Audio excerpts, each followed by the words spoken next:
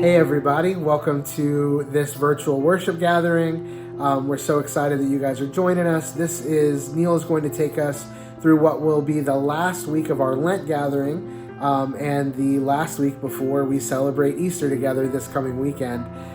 Heather and I and the family have been on a little bit of vacation this week, and it's just been so nice getting to recharge and rest up, and I could not be more excited to gather with all of you guys for Easter this weekend. So we hope that you get a lot out of this video. Neil does such a great job talking about the Last Supper and communion through the lens of missional community. I'm really excited for you to hear that, and then it will all lead up to celebrating Easter this weekend. So we love you guys. We can't wait to see you.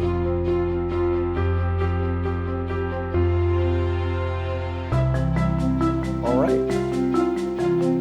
We are in our third gathering of our series, Prepare the Ground, where we explore the season of Lent. For those of you that, hold on. Reset my brain a little bit. We are in that third gathering of this series. For those of you that haven't been in a while or aren't used to what we do, we like to have kind of a dialogue that runs throughout. There are going to be a time for some questions and some time for sharing throughout this time. And so we like to kick off with kind of an icebreaker question. And for today, ours is, what I want to know is, what is the best part of sharing a meal with a close and trusted friend?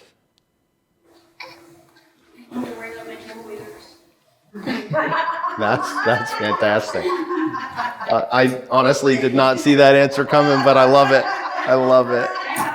I love it. That's amazing.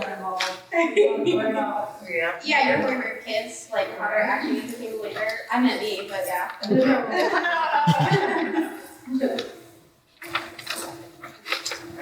I think there's an ease when you're sharing a meal with somebody, like just kind of walls just come down a little bit when you're sharing food. It's very intimate. And so it just kind of greases the connections, I think, a little bit. I was going to say food. Usually when it's a trusted friend, you guys have very similar talents or They know what you like. yeah.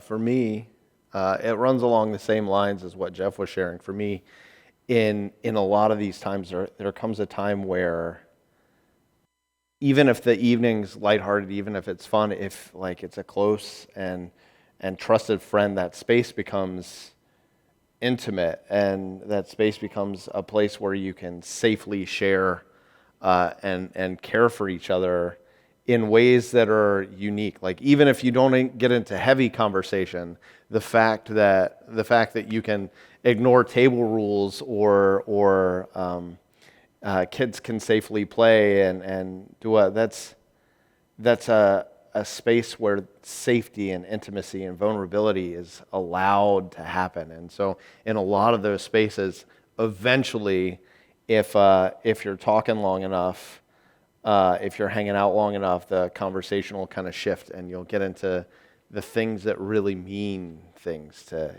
each of you. And that's a really special place to be for me that I really, really love. But yeah, that kind of hold that thought as we continue. As I started by stumbling very fluidly over my words there, this is that third gathering. Jeff shared in the first two, the first introducing us to the season of Lent and how and why we celebrate's not quite the right word, why we observe, honor the suffering of Jesus through this season. And then in the last gathering, if you weren't here or weren't able to see it, I got to go back and take a look. Leah and I weren't here But I went back to take a look on YouTube, and Jeff did a really, really great job encouraging us to follow the example of Jesus by taking time to feel and process and lean into our emotions, even the ones that are hard. And that's something that is very special and close to my heart, and I really wish I had been here to either hear or speak about it a little bit, but getting to go back and watch that was amazing. For tonight, because of our current gathering rhythm, how we're meeting on first and third weeks, the next time we gather, we're going to be celebrating Easter together. Jeff mentioned that in the welcome. We'll be gathering to celebrate Easter, and so there's a good part of the season of Lent that happens in the week before Easter. It's called Holy Week, and it's all the events surrounding the last week of Jesus' life and ministry before his crucifixion. And so I want to talk about some of those things as we go tonight, because this time of Lent, this time of reflection and lament that we see through Lent builds and builds and builds up to this like very desperate, heart-wrenching climax when we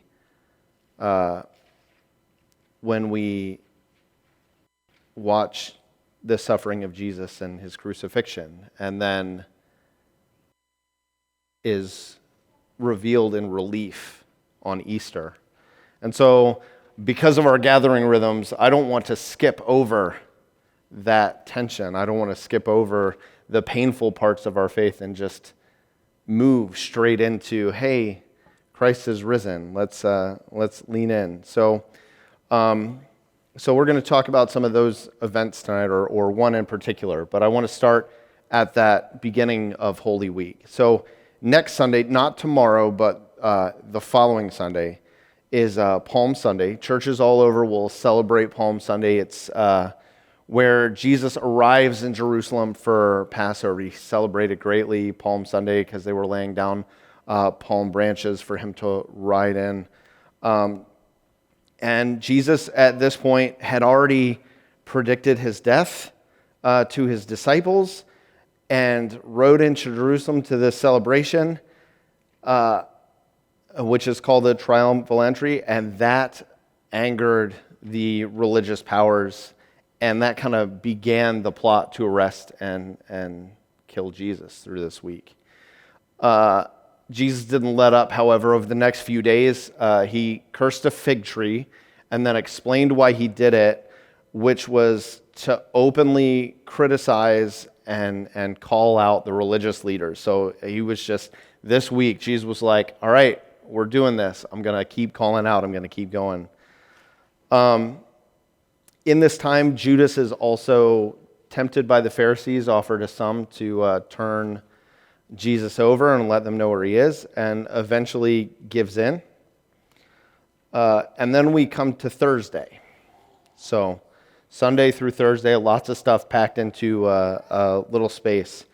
On Thursday, the disciples were charged with going to prepare for Passover. So they secured a room that they would go and eat a meal with Jesus. And this meal is the Last Supper. It's called the Last Supper. Before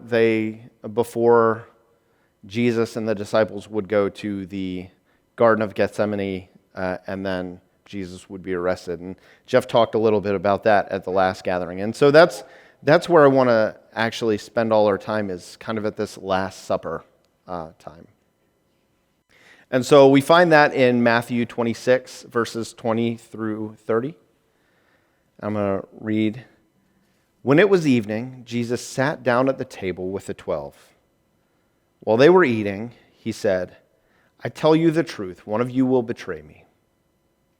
Greatly distressed, each one asked in turn, Am I the one, Lord? He replied, One of you who has just eaten from this bowl with me will betray me. For the Son of Man must die, as the scriptures declared long ago. But how terrible will it be for one who betrays him? It would be far better for that man if he had never been born." Judas, the one who would betray him, also asked, "Rabbi, am I the one?" And Jesus told him, "You have said it." As they were eating, Jesus took some bread and blessed it. Then he broke it in pieces and gave it to the disciples, saying, "Take this and eat it, for this is my body." And he took a cup of wine and gave thanks to God for it. He gave it to them and said, "Each of you drink from it, for this is my blood, which confirms the covenant between God and his people. It is poured out as a sacrifice to forgive the sins of many. Mark my words, I will not drink wine again until the day I drink it new with you in my Father's kingdom." Then they sang a hymn and went out to the Mount of Olives. So, small passage, 10 verses, 11 verses, and there's a whole lot that happens, like a whole lot that happens in that. We see Jesus calling out his disciples and calling out Judas, and we see Jesus sharing of himself. But I was challenged this week as I was kind of leading up to this. I was challenged to look at the Last Supper in a different way than I ever have before. Throughout Jesus' ministry, we see him using supper tables. We see him sitting down with people and sharing meals. And a lot of it is in this different context. It's like sharing meals with Zacchaeus and bringing people along. And this is different, but it's still a supper table. So when teaching or challenging people, Jesus always seemed to be feeding people or lounging at a table. And so I want to keep two things in mind as we go to our first question. First, keep in mind how we've seen Jesus use tables throughout his ministry. And then looking back at the things that Jeff shared, the thoughts Jeff shared last gathering about making sure to feel your feelings. I want to lean into this question. What can we learn about how Jesus uses supper tables from the Last Supper?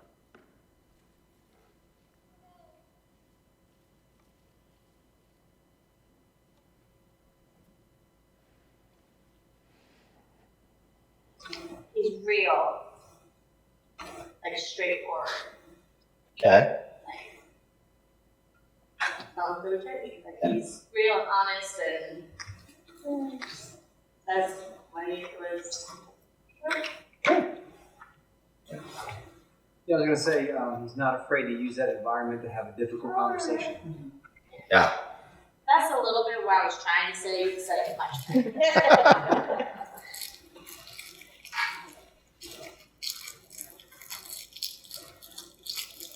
We've talked about this before, but I don't think you can have those, or you shouldn't have those kind of difficult conversations outside of the context of trusted community and strong relationships.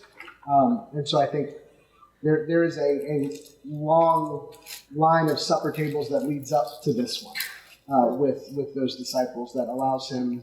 I don't want to say allow him because he's Jesus. He's got authority to do whatever he wants. That maybe created space for that conversation to happen. That we would be keen to remember when we look at having difficult conversations like this.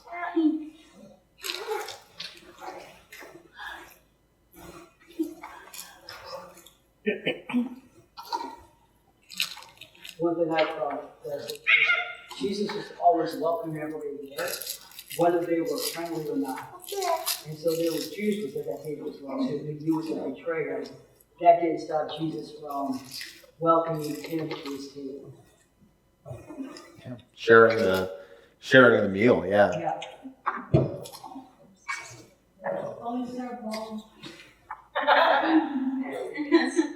Nice.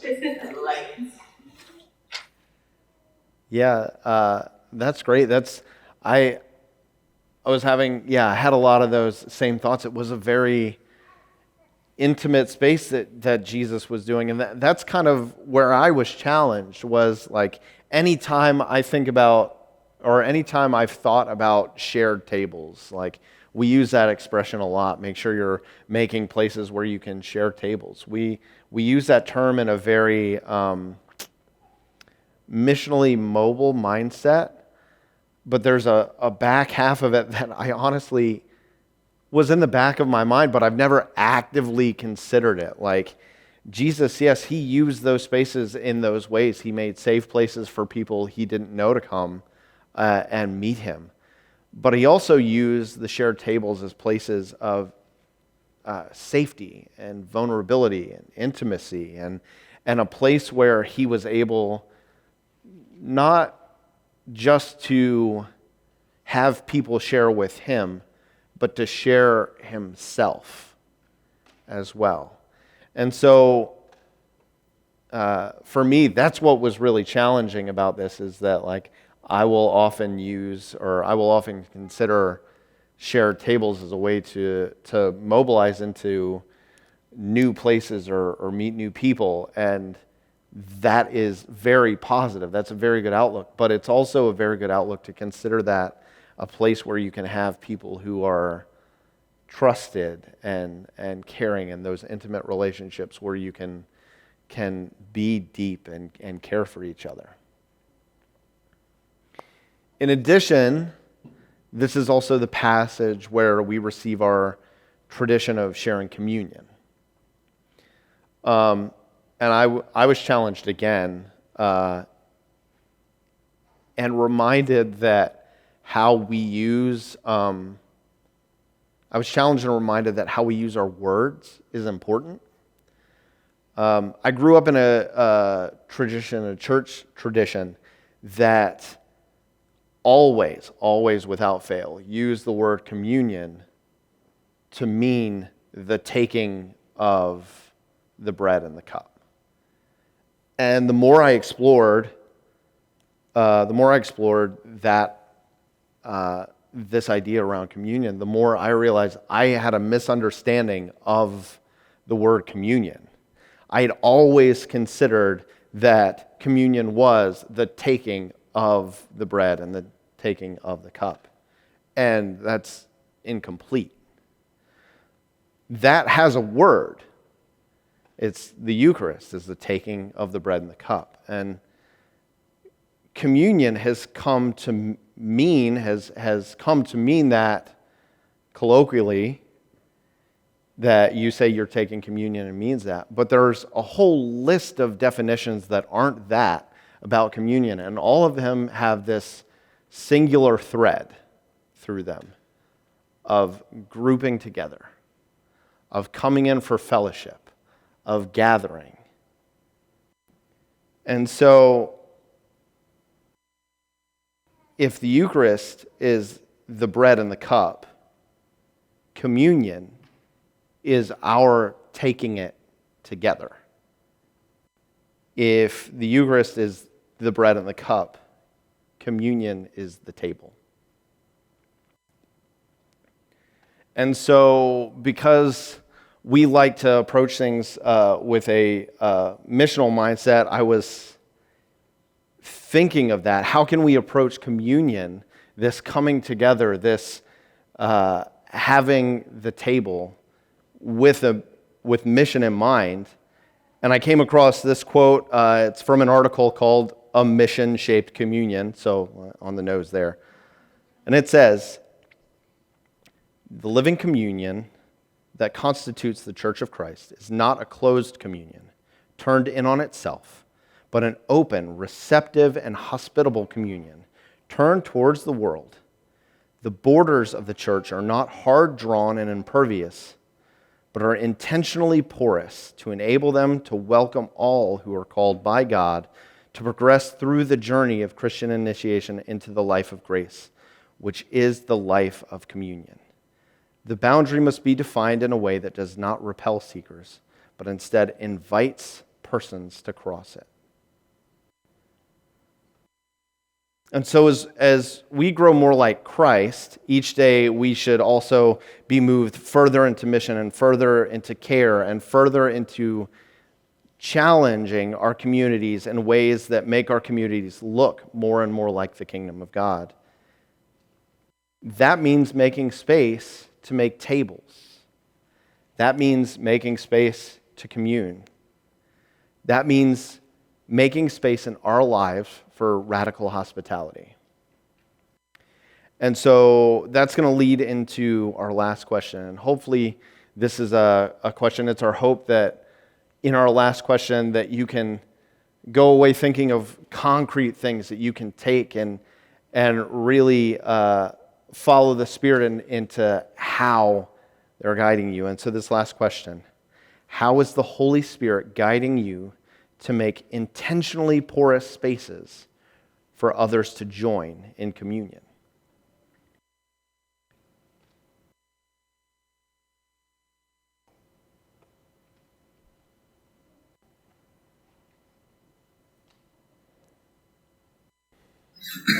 This is a question I would like to have like 24 hours to sit with before I answer. But we know that's not how I do stuff, so I'm just going to talk until a point comes out. Sounds great. Sounds like a meeting. Yeah. That's all I need. No, I think the first thing that came to mind for me, and it was kind of, it feels a little off topic, but is being willing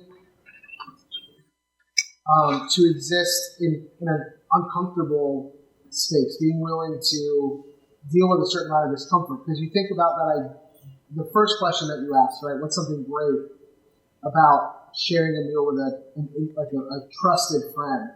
And you don't have to put on airs. You don't have to have your table manners, like they said. You don't have to pretend like, oh, this is all I'm going to eat. Like, you know you're going to keep shoveling, Even what I was trying to get at. But you introduce one person who doesn't have that intimate relationship to that table, and it's no longer that completely comfortable space anymore. You could have like 3 or 4 friends that are all really, really comfortable, and then you just add one person, and it goes away, that feeling of everybody kind of. And so I think that's a problem that a lot of communities of faith have, is they, for good reason, really love and relish that intimate communal relationship that they have. And they love it so much, they elevate that over the pulse to be on mission, which means having to invite new people and new faces into that space, which means having to be made uncomfortable in a space where you previously maybe felt super comfortable, until which point that those people are kind of assimilated into the community and become a part of that. But then as soon as that happens, then you need to kind of, reach out again and be made uncomfortable again. So there's this kind of this cyclical rhythm of being willing to exist in that discomfort in order to continue to invite more and more people into the kingdom and into your community. So that's what initially came to mind for me, is stepping outside of your comfort zone and being willing to give up some of your own comfort for a period to invite someone else to that table.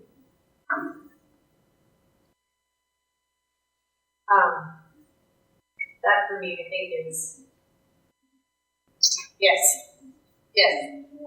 I'm thinking of, so we have a couple of good friends that we hung out with for 10 years almost at this point. And one of those friends is actually on our baseball team, and there is discomfort in the baseball team right now with her, because her and another mom that we have grown to care for, they're very similar, and so they've already butt heads. But it's neat because we have such a good relationship with both of them that they're getting forced into communion. And then the fact that we are starting to invite baseball team, we got one of our neighbors on Brielle's team, and it's going to be a lot of these intentionally porous spaces that I think God has just laid on my heart and Neil's as well, is finding ways of combining our cul-de-sac and the friends that we spend time with on Fridays and the baseball, the friends we spent time with on Friday, they're believers, but they don't understand why we do so many things with neighbors and stuff like that. And one of them at Halloween, she was like, I don't understand why you guys do this for Halloween. And then by the end of the night, she goes, oh, it's about the connection. Okay, I get it now. But finding those, I think that's where God is working in our heart of creating that mix of circles, that we are not tied to one activity and have to have different persons for each activity, but that all of our worlds can collide. And getting the MC as well, inviting them along and just creating all of these different opportunities. I think that's where the intention of Porous is that, and I agree with you, it's that discomfort, creating all the discomfort until equilibrium is reached, and then it just creates community when people invite more and more in. Yes, those are the words. I was just gonna say, like, getting back to my upbringing communion, gathering, being together was almost weaponized to get us to do certain things, even like down to what we were told to wear, makeup, the amount of makeup we were told we needed to wear, and so like coming out of that, I really feel like when I think about communion, it's always like, how do I make it so that there's even no strings attached to me? Like, you get to just come and be with me, and you get to just talk, and it doesn't have to be, you have to do this, in order to come and be with me. You have to look like this to come and be with me. And I think similarly to what other people were saying, you know, that discomfort, and also just providing a space that's not, like, there hinges on whether or not you get to be together. Yes. Recently, Jeff has brought the idea of a paper game for our MC, and we both believe in fashion, and I don't know if there's that of deal with him not with us Christian life. The conversations aren't exactly people worthy. And not that any of us are two days, one way, but it's just, there's conversations that you just wouldn't have at MC that you would have at the table. And so I was worried about combining those two worlds, with what the conversations look like, what would the eye rolling look like, and stuff like that. And it's I'm a little bit nervous about that. I want it to happen now because I think it's important to have those words, situations and stuff like that. So that's one of the ways I think God is leading us is to host that game that's not strictly our Friday night game, but also not strictly our MC. Yeah. Yeah, that's really exciting because that's a growing to look more like Jesus, not being afraid to go into those spaces that aren't always church pretty, aren't whitewashed. Like you're going into those spaces that you think that faith doesn't belong, and Jesus did that always. Right. Another type of questions that we've been several times are so conversational, I guess. You know, open to hearing what others think. So the questions that we don't come up are entitled to us. That's awesome. I plan on being like her. I believe you. That makes one.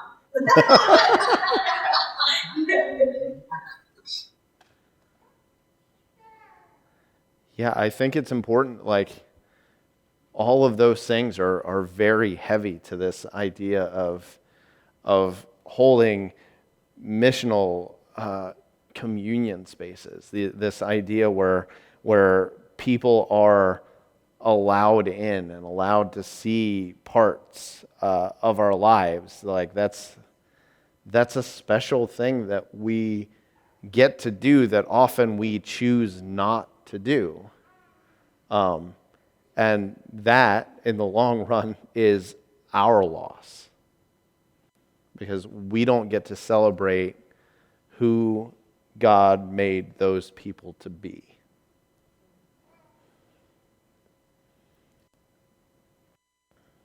And so, yeah,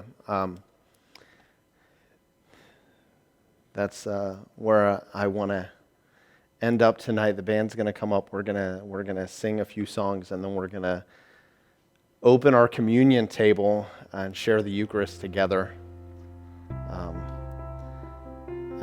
as we sing these songs. But yeah,